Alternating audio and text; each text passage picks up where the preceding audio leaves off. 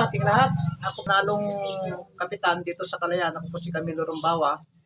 Salamat po sa mga sumuporta at sa mga kabarangay namin.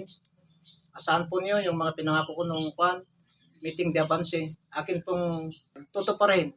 At yung mga nakatunggali ko, huwag na tayong maraming sinasabi dahil tapos ng eleksyon. Magtulungan na lang po tayo. Suportan nyo na lang po ako para magawa natin ng mga pinangako natin sa barangay. Oh, kalimutan na natin yung yung politika. sigalot sa politika. Tapos na.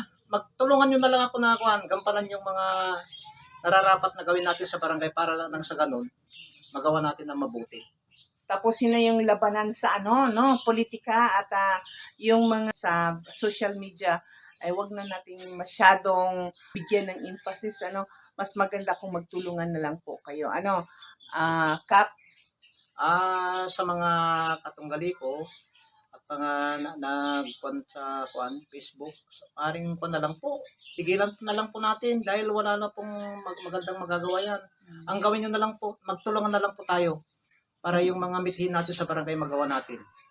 Tama yun, Kap. At ako rin ay umaapila sa ating mga kabarangay dito sa Kalayaan na sana ay katapusin na yung salitang hindi maganda sa social media. Gawin na lang nating matiwasay ang tapos na ang eleksyon Pagbigyan na lang natin, nandyan na yan, nanalo na si Kap. At tulungan na lang po natin na siya ay makapag-perform ng maayos sa kanyang barangay. Wala na pong gulo, wala na pong mga usapang hindi maganda.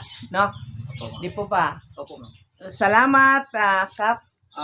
Sa mga sumuporta sa aking kandidatura, 10 ng aking pamilya, ako po'y nagpapasalamat sa inyo pong suporta at sa aming pamilya.